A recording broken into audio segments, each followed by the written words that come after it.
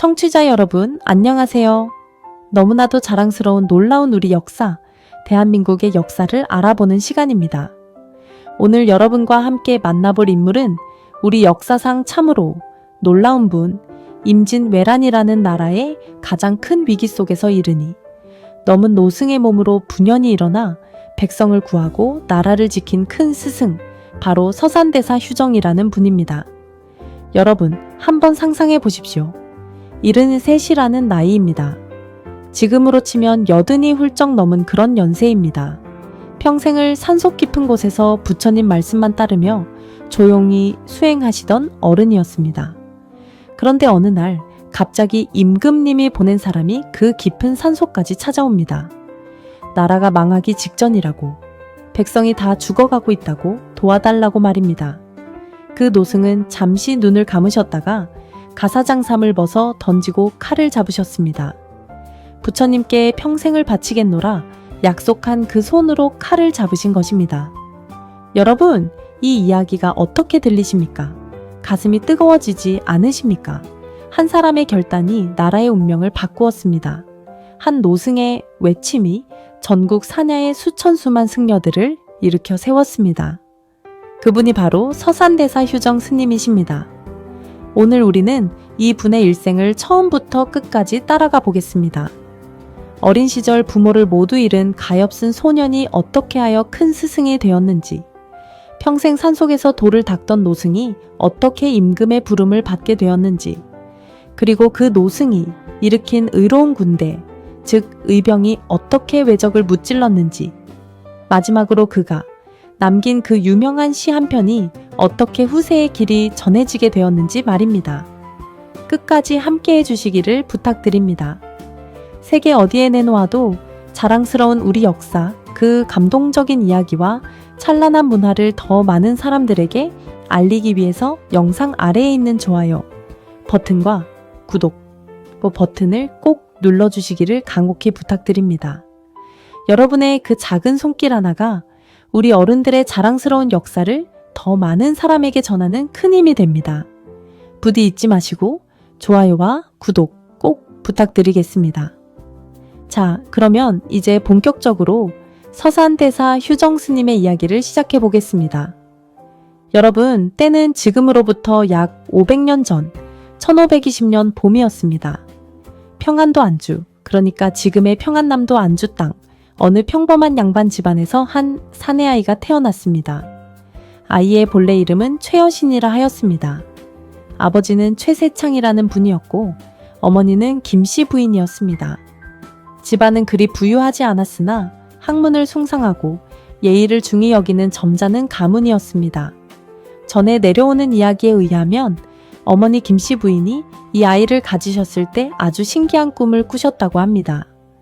푸른 악 한 마리가 하늘에서 내려와 부인의 품으로 들어오는 꿈이었습니다. 어머니는 깜짝 놀라 잠에서 깨셨지만 마음 한구석이 환해지는 듯한 느낌을 받으셨다고 합니다. 그 꿈이 있고 얼마 지나지 않아 부인이 잉태하셨고 달이 차서 태어난 아이가 바로 이 어린 여신이었던 것입니다. 여러분, 옛 어른들은 이렇게 큰 인물이 태어날 때는 반드시 어떤 신비한 조짐이 있다고들 하셨지요. 학은 천년을 산다는 신령스러운 새, 돌을 닦는 신선들이 타고 다닌다는 그런 새입니다. 푸른 학이 품으로 날아드는 꿈을 꾸셨다고 하니 이미 좌우 이 아이가 보통 사람이 아닐 것이라는 예감이 있었던 것입니다. 어린 여신은 어려서부터 영특하기가 이루 말할 수 없었습니다. 3살 때 이미 글자를 알아보았다고 하고 5살이 되어서는 어른이 책을 한 번 읽어주면 그대로 외워버렸다고 합니다. 동네 어른들이 모두 혀를 내두르며 이 아이가 장차 큰 인물이 되리라고 입을 모았습니다. 그러나 여러분, 인생이라는 것이 그리 쉽지가 않습니다. 그렇게 총명하고 사랑받던 아이에게 너무나도 큰 슬픔이 닥쳐왔습니다. 여신이 겨우 9살 되던 해 어머니가 갑자기 병으로 세상을 떠나셨습니다. 어린 아들의 손을 꼭 잡고 부디 잘 자라거라 하고 마지막 말씀을 남기시고 눈을 감으셨다고 합니다. 어머니의 차가워져가는 손을 놓지 못하고 울던 9살 어린아이의 모습이 눈에 선하지 않으십니까? 그런데 슬픔은 거기서 그치지 않았습니다. 어머니가 돌아가신 그 다음 해, 그러니까 여신이 10살 되던 해에 이번에는 아버지마저 돌아가시고 만 것입니다. 1년 사이에 어머니와 아버지를 모두 잃은 10살 소년. 여러분, 이 어린 영혼이 받았을 충격과 슬픔이 얼마나 컸을지 한번 헤아려 보십시오. 어른들도 견디기 힘든 슬픔을 이 어린 소년이 2번이나 연달아 겪었던 것입니다. 그렇게 천혜의 고아가 된 어린 여신을 가엾이 여겨 거두어 주신 분이 한 분 계셨으니 바로 그 당시 안주 목사로 부임해 와 계시던 이사증이라는 분이었습니다. 목사라는 것은 그 고을을 다스리는 지방관리, 지금으로 치면 시장이나 군수와 같은 자리입니다. 이사증 목사는 이 어린 고아의 영특함을 한눈에 알아보시고 마치 자기 친아들처럼 거두어 길러주셨습니다. 이사증 목사는 어린 여신을 한양, 즉 지금의 서울로 데리고 가셨습니다. 그곳에서 가장 좋은 선생님 밑에서 공부를 시키셨습니다. 마침내 12살이 되었을 때 어린 여신은 당시 나라에서 가장 뛰어난 학생들만 갈 수 있다는 성균관에 입학하게 됩니다. 성균관이라는 곳은 지금으로 치면 서울대학교와 비슷한, 아니 그 이상으로 권위 있는 나라 최고의 학교였습니다. 그곳에 12살 어린 나이에 들어갔다는 것은 그야말로 천재 중의 천재였다는 뜻입니다. 그렇게 3년을 공부하고 15살이 되던 해에 여신은 진사시라는 시험에 응시하게 됩니다. 진사시라는 것은 양반 자제들이 처음 보는 과거 시험의 첫 단계입니다. 이 시험을 통과해야 더 높은 시험으로 나아갈 수 있고 종국에는 벼슬길에 오를 수 있는 것입니다. 어린 여신에게 거는 주변의 기대가 얼마나 컸는지 모릅니다. 그런데 청취자 여러분, 이게 웬일입니까? 그토록 영특했던 여신이 그만 그 시험에 떨어지고 말았습니다. 낙방한 것입니다. 모두가 합격을 기대했던 천재 소년이 떨어졌으니 본인의 마음은 또 얼마나 무너졌겠습니까? 어린 마음에 세상이 다 끝난 듯한 절망감이 들었을 것입니다. 양아버지인 이사증 목사 보기에도 면목이 없고 자기 자신에게도 실망스러웠을 것입니다. 여신은 한양에 머물러 있을 면목이 없어 친구 두어 명과 함께 산천 유람을 떠나기로 했습니다. 마음을 달래고 견문을 넓히기 위해서였습니다. 그렇게 발길 닿는 대로 걷고 또 걸어 마침내 닿은 곳이 바로 지리산이었습니다. 여러분, 지리산이라고 하면 어떤 산이십니까? 우리나라에서 가장 깊고 신령스러운 산 중 하나가 아닙니까? 골짜기마다 절이 있고 본구리마다 신선이 산다는 그런 산입니다. 여신과 친구들은 지리산 깊은 골짜기를 헤매다 어느 작은 암제에 도착했습니다. 그 암제는 숭인이라는 노스님과 그에 사용되는 일선이라는 스님이 계셨습니다. 두 스님은 길 잃은 청년들을 따뜻하게 맞아주시고 차를 끓여 대접하셨습니다. 스님과 마주 앉아 차 한 잔을 나누는데 여신은 자기도 모르게 마음속의 답답함과 슬픔, 부모를 잃은 외로움, 시험에 떨어진 좌절감을 모두 털어놓게 되었습니다. 노스님은 묵묵히 듣고 계시다가 조용히 말씀하셨습니다. 젊은이여, 인생이라는 것이 본래 한바탕 꿈이라네. 부귀영화도 꿈이요, 명예도 꿈이요, 슬픔도 꿈이라네. 이 모든 것을 꿰뚫어보는 큰 깨달음이 있어야 비로소 진정한 평안을 얻을 수 있는 것이라. 여러분, 이 한마디가 어린 여신의 가슴을 깊이 찔렀습니다. 마치 깊은 잠에서 깨어나는 듯한 느낌이었다고 합니다. 그 자리에서 오랫동안 묵상을 한 끝에 여신은 마음을 굳게 결정합니다. 세속의 영달을 다 버리고 출가하여 도를 닦겠다고 말입니다. 그리하여 여신은 머리를 깎고 스님이 되었습니다. 함께 갔던 친구들이 한사코 말렸지만 여신의 결심은 흔들리지 않았습니다. 그때 받은 법명, 즉 스님이 되면서 새로 받은 이름이 바로 휴정이었습니다. 휴정이라는 이름의 뜻은 쉴 휴재, 고요할 정자, 그러니까 세속의 모든 시끄러움에서 쉬고 고요해진다는 뜻이었습니다. 이 이름이 바로 우리가 오늘 알아볼 그 큰 스승의 법명입니다.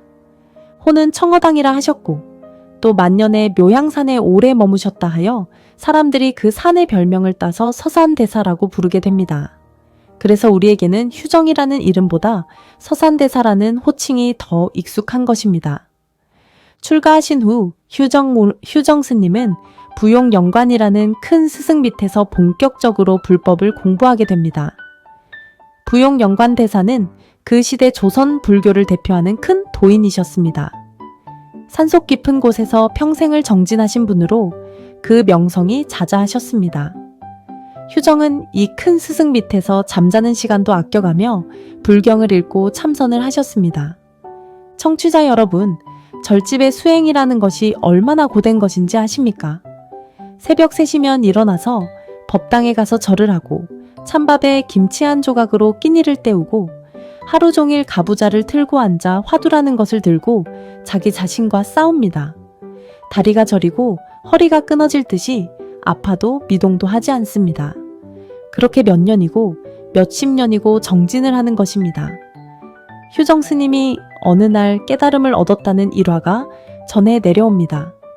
어느 한낮 산골 마을을 지나가는데 어디선가 닭 우는 소리가 들려왔습니다. 꽃기호하는 그 평범하기 짝이 없는 닭소리. 그런데 그 순간 스님의 마음속에 번개가 치듯이 무언가가 환하게 열렸다고 합니다. 평생을 찾아 헤매던 그 깨달음이 너무나도 평범한 닭 우는 소리 한 번에 활짝 열린 것입니다. 스님은 그 자리에 서서 시 한 수를 읊으셨다고 합니다. 머리는 휘어졌으나 마음은 희지 않았으니 옛사람이 일찍이 그렇게 말씀하셨네. 이제야 한낱 닭 우는 소리에 장부가 할 일을 마치었구나. 그렇게 큰 깨달음을 얻으신 것입니다. 이후 휴정 스님은 조선 명종 임금 시절인 1549년에 승과라는 시험에 응시하여 당당히 합격하십니다. 승과라는 것은 스님들을 대상으로 하는 일종의 국가시험입니다. 이 시험에 합격해야 나라에서 인정하는 정식 스님으로서 큰 절의 주지가 되거나 높은 자리에 오를 수 있었습니다.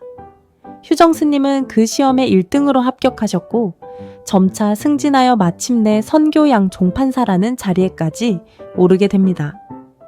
선교양 종판사라는 것은 그 당시 조선 불교의 가장 높은 자리, 그러니까 지금으로 치면 조계종 종정이나 총무원장 같은 그런 자리였습니다. 선종과 교종, 두 종파를 모두 통솔하는 자리이니 그야말로 조선 팔도의 모든 스님들 위에 서는 자리였던 것입니다. 봉은사라고 지금도 서울 강남에 있는 큰 절이 있지요. 그 봉은사의 주지를 맡으셨습니다. 그러나 청취자 여러분, 진정한 도인은 자리에 연연하지 않는 법입니다. 휴정 스님은 그 높은 자리를 4년 만에 미련에 없이 던져버리고 다시 산으로 돌아가셨습니다. 사람들이 어찌 그러시느냐고 물으니 스님은 빙그레 웃으시며 이렇게 답하셨다고 합니다. 나는 본디 산을 사랑하여 출가한 사람이요. 도시의 화려한 자리는 내 옷이 아니라오. 다시 산으로 돌아가 부처님 말씀이나 더 깊이 새겨볼까 하오. 그렇게 스님은 금강산으로, 두류산으로, 태백산으로, 오대산으로, 그리고 마지막에는 묘향산으로 옮겨 다니시며 깊은 수행에 들어가셨습니다. 묘향산은 평안도에 있는 큰 산으로 우리 옛 어른들이 단군 할아버지가 내려오신 산이라고도 하던 그 신령스러운 산입니다. 스님은 이 산이 그렇게도 좋으셨던지 만년의 대부분을 이곳에서 보내시게 됩니다. 사람들이 서산이라는 별칭을 붙여드린 것도 묘향산을 서산이라 부르기도 했기 때문입니다. 산속에서 깊은 돌을 닦으시는 동안 스님의 명성은 점점 더 높아져 갔습니다. 전국 각지에서 큰 스님이 묘향산에 계시다는 소문을 듣고 사람들이 모여들었습니다. 양반도 오고 학자도 오고 농부도 오고 멀리서 가난한 백성들도 한 번이라도 큰 스님의 말씀을 듣겠다고 산을 올랐습니다. 스님은 누구든 차별 없이 맞아주시고 정성스럽게 가르침을 베푸셨습니다. 그렇게 명성이 자자하실 때 뜻밖의 사건이 하나 일어났습니다. 1589년, 그러니까 임진왜란이 일어나기 3년 전의 일입니다. 정여립이라는 사람이 역모를 꾸몄다는 사건이 벌어졌습니다. 우리가 흔히 기추곡사라고 부르는 그 큰 사건입니다. 이 사건으로 인해 수많은 사람들이 무고하게 희생되었습니다. 그런데 어찌 된 일인지 깊은 산속에서 수행만 하시던 휴정 스님까지 이 사건에 연루되어 잡혀갔습니다. 어떤 사람이 스님이 정열입과 통하였다고 무고를 한 것입니다. 이른에 가까운 노승이 한양으로 끌려가 옥에 갇혔습니다. 옥리들이 매질을 가해도 스님은 표정 하나 변하지 않으시고 그저 묵묵히 견디셨다고 합니다. 이 사건은 결국 임금이신 선조대왕에게까지 보고되었습니다. 선조임금은 휴정 스님이 어떤 분인지 잘 알고 계셨습니다. 평소 그분의 시와 글을 좋아하셔서 즐겨 읽으셨다고도 합니다. 임금은 친히 스님을 불러 직접 신문을 하셨고 스님이 아무런 죄가 없음을 곧 깨달으셨습니다.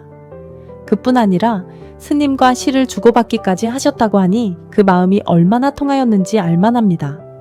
임금은 스님께 좋은 말씀을 들었다며 후한 상을 내리시고 묘향산으로 돌려보내 드렸습니다. 이렇게 무고로 옥에 갇혔다가 풀려나신 일이 있은 후 스님은 다시 묘향산 깊은 곳으로 들어가 조용히 수도하고 계셨습니다. 이때 스님의 연세가 어느덧 이른이 넘어가고 계셨습니다.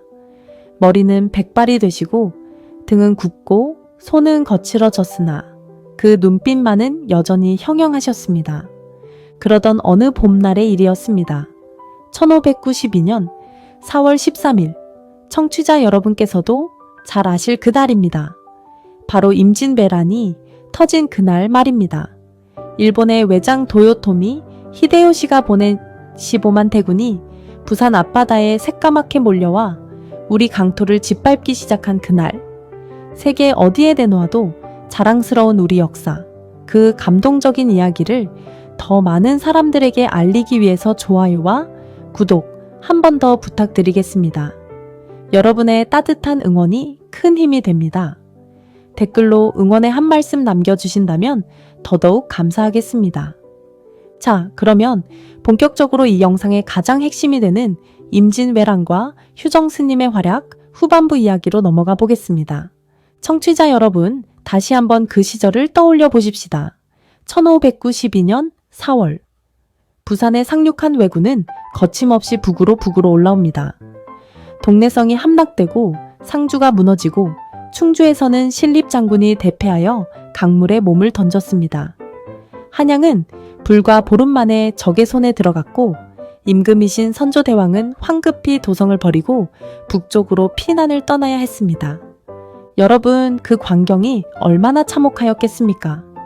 백성들은 산으로 들로 피난을 가고 집은 불타고 곡식은 약탈당하고 부모를 잃은 아이들이 길거리에서 울부짖었습니다. 왜군은 닥치는 대로 사람을 죽이고 여인을 욕보이고 보물을 약탈하였습니다. 그 자취가 닿는 곳마다 시체가 산을 이루고 피가 강을 이루었다고 하지 않습니까? 선조임금은 평양을 거쳐 마침내 조선 땅끝 압록강가의 의주까지 피난을 가셨습니다. 의주는 명나라와 국경을 맞대고 있는 곳입니다. 임금이 그곳까지 가셨다는 것은 만약 더 밀리면 조선을 버리고 명나라로 망명을 해야 한다는 뜻이었습니다. 나라가 그야말로 풍전등화, 즉 바람 앞에 등불 같은 처지에 놓여 있었던 것입니다. 이 절박한 상황에서 선조 임금의 마음에 한 분의 모습이 떠올랐습니다. 바로 묘향산에 계시는 그 노승 휴정 스님이었습니다. 임금은 즉시 신하를 묘향산으로 보내 스님을 의주 행제소, 즉 임시로 마련된 임금의 거처로 모셔오라 명하셨습니다. 신하가 묘향산 깊은 곳에 있는 보현사라는 절에 도착했을 때 73세 노승 휴정 스님은 마침 새벽엔 지부를 마치고 차를 한 잔 드시고 계셨습니다. 신하는 큰 절을 올리고 임금의 뜻을 전했습니다. 스님은 잠시 눈을 감고 깊이 생각하시다가 천천히 일어나셨습니다. 가야지. 임금이 부르시는데 어찌 가지 않을 수 있겠는가. 더구나 백성이 죽어가고 있다지 않은가. 비록 이 늙은 몸이지만 마지막 한 줌의 힘이라도 보태야지. 그리하여 스님은 그 추운 겨울바람을 뚫고 묘향산에서 의주까지 천리길을 걸어가셨습니다. 73세 노구로 말입니다. 청취자 여러분, 그 길이 얼마나 험하고 멀었겠습니까? 하지만 스님의 발걸음은 한 번도 흔들림이 없으셨다고 합니다. 마침내 의주 행제소에 도착하니 선조 임금이 친히 마중을 나와 노승의 손을 잡으셨습니다. 임금이 친히 산속의 노승을 마중 나오시는 것은 보통 있는 일이 아닙니다. 그만큼 임금의 마음이 다급하셨고 또 휴정 스님을 그만큼 존경하셨다는 뜻입니다. 임금은 스님께 간곡히 부탁하셨습니다. 대사여, 나라가 이 지경에 이르렀소. 백성이 도륙당하고 있고 종묘사직이 무너지고 있소. 대사의 도력으로 우리를 도와주시오. 전국 산속에 있는 승려들을 모아 적과 싸우게 해 주실 수 있겠소? 여러분, 임금이 이렇게 간청하시는데 73세의 노승은 어떻게 답하셨을까요? 스님은 자세를 가다듬으시고 정중하게 아뢰셨습니다. 전하, 신이 비록 늙고 병들었으나 나라가 위태로운데 어찌 가만히 있을 수 있겠나이까. 신이 들 수 있는 칼을 들고 신이 부를 수 있는 사람을 모두 부르겠나이다. 비록 출가한 몸이오나 이 땅에서 태어나 이 땅의 백성으로 살아왔나이다. 어찌 백성과 임금을 외면할 수 있겠습니까? 그리고 스님은 한 가지 더 말씀을 덧붙이셨습니다. 다만 신은 이미 늙었사오니 늙고 병든 자들은 절에 남아 부처님께 빌게 하고 젊고 건강한 자들은 무기를 들고 적과 싸우게 하겠나이다. 이 말씀을 들은 선조임금은 두 손을 잡고 눈물을 흘리셨다고 합니다. 그 자리에서 스님께 팔도십육종로 총섭이라는 직책을 내리셨습니다. 이것이 무슨 직책이냐면 조선 팔도, 즉 전국의 모든 승려들을 통솔하는 최고 직책이라는 뜻입니다. 스님 한 분이 전국 모든 절의 모든 승려들을 호령할 수 있는 권한을 갖게 되신 것입니다. 스님은 그날로 경문을 쓰셨습니다. 경문이라는 것은 사람들의 마음을 일으켜 세우기 위해 쓰는 글입니다. 스님은 그래서 이렇게 말씀하셨습니다. 중생이 도륙되고 있는데 어찌 산속에 앉아 자기 한 몸의 평안만을 구하겠는가? 중이라고 어찌 이 나라 백성이 아니겠는가? 일어나라, 옷을 떨치고 일어나라, 칼을 들고 활을 메고 적을 무찌르라. 이것이 곧 부처님의 자비요, 부처님의 가르침이니라. 이 경문이 전국의 산과 절로 퍼져 나갔습니다. 산속 깊은 곳에서 조용히 수도하던 승려들이 이 글을 읽고 가슴을 쳤습니다. 부처님의 가르침을 따르던 자비로운 손이 무기를 잡았습니다. 합장하던 손이 활을 들었습니다. 목탁을 두드리던 손이 칼자루를 잡았습니다. 여러분, 한번 그 광경을 그려보십시오. 깊은 산속 외딴 암자에서 한 노스님이 경문을 읽으시고는 묵묵히 가사를 벗어놓으십니다.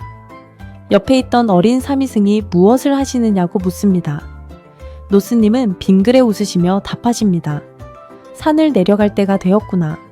부처님께서 지금 우리에게 큰 자비를 베풀라 하시는구나. 그리고 가만히 죽창을 손에 잡으십니다. 이런 광경이 전국 방방곡곡에서 동시에 벌어졌던 것입니다. 그 결과 휴정 스님의 부름에 호응하여 일어선 승군, 즉 승려로 이루어진 의병의 숫자가 무려 5,000명에 달하였다고 합니다. 어떤 기록에는 1,500명이라고 하고 어떤 기록에는 그보다 훨씬 많았다고도 합니다. 어쨌든 수천의 승려가 칼을 들고 일어선 것입니다. 스님의 부름에 가장 먼저 응한 분 중에 한 분이 바로 그 유명한 사명대사 유정스님이었습니다. 사명대사 역시 휴정스님의 제자 중 한 분으로 후일 일본의 사신으로 가서 잡혀간 우리 백성 3,000명을 데리고 돌아온 그 큰 스승이십니다. 사명대사가 이끄는 승군이 또 수천이었습니다. 또 한 분 처영이라는 스님이 계셨습니다. 처영 스님은 호남 지방, 즉 지금의 전라도 일대에서 승군을 일으키셨습니다. 권율 장군이 행주 산성에서 외적을 무찌른 그 유명한 행주대첩, 청취자 여러분도 잘 아시지 않습니까? 그 행주대첩에서 처영 스님이 이끄는 승군이 큰 공을 세웠습니다. 권율 장군 휘하의 정계부대 중 하나가 바로 이 처영 스님의 승군이었던 것입니다. 또 영규대사라는 분도 빼놓을 수가 없습니다. 영규대사는 충청도 청주에서 활약하신 분인데 의병장 조원과 함께 청주성을 수복하는 큰 공을 세우셨고 후일 금산 전투에서 조원과 함께 장렬히 전사하셨습니다. 700의사라고 들어보셨지요? 금산에서 700명이 모두 전사한 그 이야기 말입니다. 그 700의사 중에 영규대사를 비롯한 승병들이 함께 계셨던 것입니다. 이렇게 휴정 스님의 경문 한 장이 전국의 승려들을 일으켜 세웠고 그 승려들이 이끄는 의병들이 임진왜란의 격전지마다 큰 활약을 하였습니다. 부처님의 자비를 외치던 그 손들이 백성을 살리기 위해 칼을 잡은 것입니다. 이것이 우리가 흔히 호국불교라고 부르는 나라를 지키는 불교의 정신입니다. 자, 그러면 휴정 스님 본인은 그 73세 연세에 어떻게 직접 활약하셨을까요? 스님은 직접 1500명의 승군을 거느리시고 평양성 탈환 전투에 참가하셨습니다. 이때 명나라에서도 이 여송 장군이 4만 대군을 이끌고 와서 우리를 도왔습니다. 평양성을 둘러싸고 조선과 명나라 연합군이 일제히 공격을 시작한 것이 1593년 1월의 일이었습니다. 청취자 여러분, 한겨울 평양 벌판에 휴정 스님이 서 계신 모습을 한번 그려보십시오. 머리에는 흰 눈이 내려앉고 늙은 몸은 추위에 떨고 있습니다. 그러나 그 눈빛은 활활 타오르고 그 목소리는 천둥처럼 울려 퍼집니다. 나아가라. 부처님의 자비로 적을 무찌르라. 한 사람도 살려보내지 말라. 우리 백성을 위하여, 우리 강토를 위하여. 승군들이 함성을 지르며 평양성 성벽을 향해 돌진합니다. 적의 화살이 비오듯 쏟아지고 총탄이 사방에서 날아옵니다. 그러나 승군들은 물러나지 않습니다. 승려가 죽어 자빠지면 그 시체를 밟고 또 다른 승려가 올라갑니다. 그렇게 사흘 밤낮을 격전을 벌인 끝에 마침내 평양성을 탈환했습니다. 평양을 되찾은 것입니다, 여러분. 임진왜란이 터진 지 약 1년 만에 잃었던 우리 영토를 되찾기 시작한 첫 전투, 그 평양성 탈환에서 휴정 스님이 이끄는 승군이 결정적인 역할을 한 것입니다. 이 평양성 수복을 시작으로 하여 왜군은 점차 남쪽으로 밀려 내려가게 됩니다. 한양도 다시 우리 손에 돌아오게 되고 임진왜란의 흐름이 완전히 바뀌게 됩니다. 평양 수복 후 휴정 스님은 임금께 한 가지를 청하셨습니다. 전하, 신은 이미 늙어더는 진중에서 활약하기 어렵사옵니다. 이제 군사들의 통솔은 신의 제자인 유정에게 맡기고자 하오니 윤허하여 주시옵소서. 여러분, 이 말씀이 얼마나 깊은 뜻을 담고 있습니까? 자기 공을 자랑하지 않고 후배에게 길을 열어주시는 모습, 진정한 어른의 모습이 아니겠습니까? 선조 임금은 스님의 청을 들으시고는 깊이 감동하셨습니다. 그리고 스님께 길고 거창한 칭호를 내리셨습니다. 국일도대 선사 선교도총섭 부종수교 보제등계존자. 너무 길지요.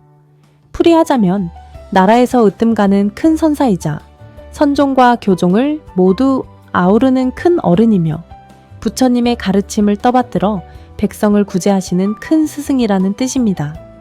한 인간에게 내려진 가장 영계로운 칭호 중 하나였습니다. 스님은 이 연계를 받으시고도 별로 기뻐하시는 기색이 없으셨다고 합니다. 그저 묵묵히 합장만 하셨습니다. 진정 큰 어른은 자신의 공을 자랑하지 않는 법입니다. 스님은 임금께 작별 인사를 드리고 다시 묘향산 깊은 산속으로 돌아가셨습니다. 칼을 잡았던 그 손에 다시 염주를 들고 갑옷을 입었던 그 몸에 다시 가사를 두르셨습니다.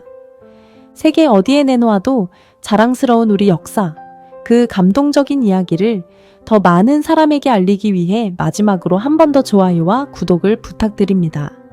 정말로 큰 힘이 됩니다. 그리고 주변의 어르신들께도 이 영상을 꼭 공유해 주시면 감사하겠습니다. 우리 어른들이 자랑스러워해야 할 우리 역사 함께 나누어 주십시오. 자, 그럼 이제 휴정 스님의 마지막 모습과 그분이 우리에게 남기신 깊은 교훈에 대해 이야기해 보겠습니다. 청취자 여러분, 이제 이야기는 임진왜란이 끝난 후로 옮겨갑니다. 7년에 걸친 그 길고 참혹한 전쟁이 마침내 끝이 나고 백성들은 폐허가 된 땅 위에서 다시 삶을 일구기 시작했습니다. 휴정 스님은 묘향산으로 돌아가신 후 2번 다시 산 아래로 내려오지 않으셨습니다. 더 이상 명예도 권력도 어떤 것도 바라지 않으셨습니다. 그저 산속에서 부처님 말씀을 새기시고 제자들을 가르치시며 조용히 여생을 보내셨습니다. 이 시기에 스님께서 쓰신 책이 여러 권 있습니다. 그 중 하나였습니다. 7년에 걸친 그 길고 참혹한 전쟁이 마침내 끝이 나고 백성들은 폐허가 된 땅 위에서 다시 삶을 일구기 시작했습니다. 휴정 스님은 묘향산으로 돌아가신 후 2번 다시 산 아래로 내려오지 않으셨습니다. 그저 산속에서 부처님 말씀을 새기시고 제자들을 가르치시며 조용히 여생을 보내셨습니다. 이 시기에 스님께서 쓰신 책이 여러 권 있습니다. 그 중에서도 가장 유명한 것이 성가귀감이라는 책입니다. 성가귀감이라는 말은 풀이하자면 성가, 즉 참선을 닦는 사람들의 거울이라는 뜻입니다. 스님은 이 책에서 평생을 두고 깨달으신 것을 정리하여 후학들에게 남기셨습니다. 이 책이 워낙 명저라 후일 일본과 중국으로까지 전해져서 그곳 승려들도 즐겨 읽었다고 합니다. 여러분, 우리 조선 스님이 쓰신 책이 다른 나라 스님들의 교과서가 되었다는 것입니다. 얼마나 자랑스러운 일입니까? 그뿐이 아닙니다. 스님은 청어당집이라는 시문집도 남기셨고 삼각위감이라는 책에서는 유교, 불교, 도교의 가르침을 아울러 정리하여 세 종교가 결국 한 진리로 통한다는 깊은 뜻을 펼치셨습니다. 그 시대 어느 학자 못지않은 깊이와 너비를 갖추신 큰 학자이기도 하셨던 것입니다. 스님의 말년에 대해 한 가지 유명한 일화가 전해 내려옵니다. 어느 날 한 젊은 스님이 스승께 여쭈었습니다. 스승님, 어떻게 하면 도를 이룰 수 있습니까? 어떻게 하면 깨달음을 얻을 수 있습니까? 휴정 스님은 빙그레 웃으시며 이렇게 답하셨다고 합니다. 한 걸음 한 걸음을 함부로 내딛지 말거라. 네가 지금 걸어가는 그 발자국을 누군가 따라올 것이니라. 이 말씀이 시 한 수로 정리되어 전해지는데 너무나도 유명한 시입니다. 청취자 여러분, 한번 들어보십시오. 눈 덮인 들판을 걸어갈 때에는 함부로 어지럽게 걷지 말지어다. 오늘 내가 걸어간 이 발자국이 뒷사람이 따라 걷는 길이 되리니. 여러분, 이 시가 얼마나 깊은 뜻을 담고 있습니까? 하얀 눈이 소복이 쌓인 벌판을 한번 떠올려 보십시오. 아무도 밟지 않은 그 깨끗한 눈밭에 한 사람이 걸어가고 있습니다. 그 사람의 발자국이 그대로 그 벌판에 남습니다. 그 다음에 오는 사람은 자연히 그 발자국을 보고 따라 걷게 됩니다. 그러므로 함부로 걸어서는 안 된다는 것입니다. 내 한 걸음이 곧 뒷사람의 길이 되기 때문입니다. 어른이 어떻게 사느냐에 따라 후손들이 어떻게 살아갈지가 결정됩니다. 부모가 어떻게 사느냐에 따라 자식이 어떻게 살아갈지가 결정됩니다. 윗사람이 어떻게 사느냐에 따라 아랫사람이 어떻게 살아갈지가 결정됩니다. 그러니 한 걸음 한 걸음을, 한마디 한마디를, 한 행동 한 행동을 어찌 함부로 할 수가 있겠습니까? 청취자 여러분, 일평생을 살아오시면서 얼마나 많은 발자국을 남기셨습니까? 그 발자국 위로 자식들이, 손주들이 따라 걷고 있습니다. 우리 어른들의 한 걸음 한 걸음이 후세에는 길이 되는 것입니다. 이 시가 얼마나 유명한지 후일백범 김구 선생께서도 평생 가슴에 품고 다니시며 즐겨 인용하셨다고 합니다. 광복을 위해 만주로 상해로 떠도시면서 백범 선생께서는 늘 이 시를 떠올리셨다고 합니다. 자신이 걷는 길이 곧 조국의 길이요, 자신이 남기는 발자국이 곧 후세의 이정표라고 생각하셨던 것입니다. 한 사람의 시 한 수가 수백 년이 지나서도 또 다른 큰 인물의 가슴에 살아 숨쉬게 된 것이지요. 자, 그렇게 묘향산에 머무시며 글을 쓰시고 제자를 기르시던 휴정 스님께도 마침내 이 세상을 떠나실 때가 다가왔습니다. 1604년 1월 23일. 그러니까 임진왜란이 끝나고 약 6년이 지난 어느 겨울날이었습니다. 스님의 연세 85이 되신 해입니다. 그날 아침 스님은 평소처럼 새벽 예예부를 마치시고는 제자들을 모두 불러 모으셨습니다. 무언가 평소와 다른 기운을 느낀 제자들이 황급히 모여들었습니다. 스님은 빙그레 웃으시며 종이와 붓을 가져오라 하셨습니다. 스님은 천천히 자기 자신의 초상화를 가져오라 하시더니 그 뒷면에 시 한 수를 적으셨습니다. 그 시는 이러했습니다. 80년 전에는 그 모습이 곧 나였더니 80년 후에는 이 내가 곧 그 모습이로구나. 여러분, 이 시는 무슨 뜻이겠습니까? 80년 전이라는 것은 갓 태어났을 때를 말합니다. 그때의 갓난 아이가 지금 이 늙은 몸이고, 지금 이 늙은 몸이 결국 그때의 그 갓난 아이라는 뜻입니다. 인생이란 결국 한바탕 꿈과 같은 것, 그 꿈에서 깨어나려고 한평생 정진한 도인의 마지막 한마디였던 것입니다. 시를 다 쓰신 스님은 가만히 가부좌를 트시고 앉으셨습니다. 제자들이 둘러앉아 눈물을 흘리며 마지막 가르침을 청했습니다. 스님은 한 글자 한 글자 천천히 말씀하셨습니다. 너희들은 슬퍼하지 말거라. 나는 본래 온 곳도 없고 가는 곳도 없느니라. 다만 잠시 이 몸을 빌려 한 생을 살았을 뿐 인생이 본래 꿈이거늘 꿈에서 깨어나는 것이 어찌 슬픈 일이겠느냐. 너희는 부지런히 도를 닦아 부처님의 가르침을 후세에 전하라. 그것이 내가 너희에게 남기는 마지막 부탁이니라. 말씀을 마치신 스님은 조용히 눈을 감으셨습니다. 그리고 다시는 깨어나지 않으셨습니다. 그 자리에 모여있던 제자들은 모두 큰 절을 올리며 통곡하였습니다. 큰 별 하나가 이 세상에서 사라진 것입니다. 85해를 살다 가신 큰 스승이 마침내 영원한 잠에 드신 것입니다. 전에 내려오는 이야기로는 스님이 입적하시던 그 순간 묘향산 골짜기에서 신비한 향기가 사흘 내내 진동하였다고 합니다. 산 아래 마을의 백성들이 그 향기를 맡고는 모두들 큰 스님이 가셨구나 하면서 산을 향해 큰 절을 올렸다고 합니다. 그렇게 한 큰 어른이 우리 곁을 떠나가신 것입니다. 자, 청취자 여러분, 여기까지가 서산대사 휴정스님의 일생 이야기였습니다. 이제 오늘 들으신 이야기를 다시 한번 정리해 보겠습니다. 서산대사 휴정스님은 1520년 평안도 안주 땅에서 태어나셨습니다. 본명은 최여신. 어려서 부모를 모두 잃고 양아버지의 손에서 자라며 성균관에까지 다닐 정도의 천재 소년이었지만 진사시에 낙방한 후 지리산 유람 중에 노스님을 만나 출가의 길로 들어서셨습니다. 깊은 산속에서 부용 영관대사 밑에서 정진하시다가 닭 우는 소리에 큰 깨달음을 얻으시고 명종 임금시절 승과에 합격하여 마침내 선교양종 판사의 자리에까지 오르셨습니다. 그러나 그 높은 자리를 미련 없이 던져버리고 다시 산으로 돌아가 묘향산에서 돌을 닦으셨습니다. 그래서 사람들이 서산이라 부르며 서산대사라는 호칭이 우리에게 익숙해진 것입니다. 1592년 임진왜란이 일어나자 73세 노승 휴정스님은 의주까지 피난한 선조 임금의 부름을 받고 천리길을 걸어 임금 앞에 나아가셨습니다. 그리고 한 장의 경문으로 전국 산속의 수천 승려들을 일으켜 세우셨습니다. 부처님의 자비를 외치던 손에 칼을 들게 하셨고 합장하던 손에 활을 들게 하셨습니다. 스님이 직접 이끄신 승군은 1500명에 달하였고 1593년 1월에는 명나라 군대와 함께 평양성을 탈환하는 큰 공을 세우셨습니다. 스님의 제자인 사명대사 유정, 처영스님, 영규대사 등이 각지에서 승군을 이끌고 큰 활약을 펼쳐 임진왜란의 흐름을 완전히 바꿔놓으셨습니다. 전쟁이 끝난 후 스님은 묘향산으로 돌아가 성하귀감을 비롯한 여러 책을 남기셨고 1604년 1월 23일 85세 연세로 입적하셨습니다. 스님이 남기신 그 유명한 시 눈 덮인 들판을 걸어갈 때에는 함부로 어지럽게 걷지 말지어다. 오늘 내가 걸어간 이 발자국이 뒷사람이 따라 걷는 길이 되리니. 이 시는 후일백범 김구 선생을 비롯한 수많은 큰 인물들의 가슴을 울렸습니다. 청취자 여러분, 오늘 우리는 이 한 분의 일생을 통해 무엇을 배울 수 있을까요?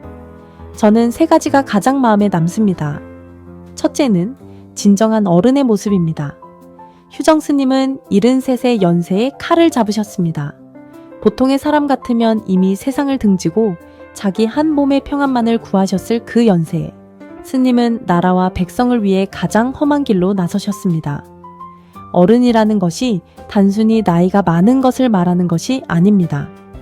어려운 때에 더욱 굳세게 일어서고 누구도 하지 못하는 일을 도맡는 사람, 그것이 진정한 어른입니다.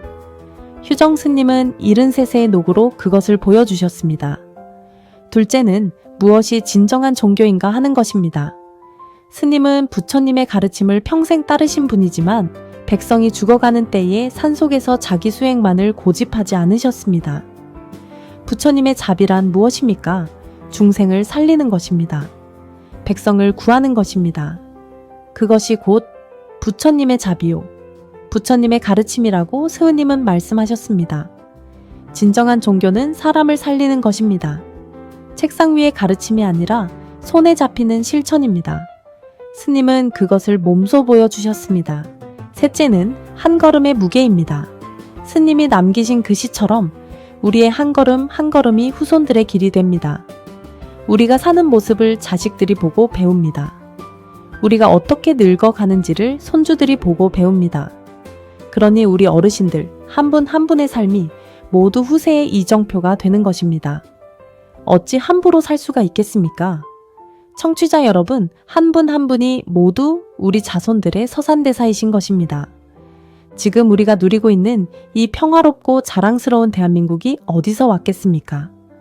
그것은 바로 서산대사 같은 분들이 73세 노구로 칼을 잡으셨기 때문에, 그렇게 나라를 지켜주셨기 때문에 우리가 지금 이렇게 살고 있는 것입니다. 우리 역사 속에는 이런 분들이 한두 분이 아닙니다. 이순신 장군이 있으셨고, 권율 장군이 있으셨고, 곽재우 장군이 있으셨고, 그리고 오늘 우리가 만난 서산대사 휴정 스님이 계셨습니다. 청취자 여러분, 우리는 정말 자랑스러운 민족입니다. 우리 조상들은 위기의 순간마다 누구도 흉내낼 수 없는 굳센 정신을 보여주셨습니다. 73세의 노승이 칼을 잡고 어린 학생이 펜을 던지고 어머니가 비녀를 뽑아 군량으로 내놓던 그런 민족입니다. 그 피가 청취자 여러분의 몸속에도 흐르고 있습니다.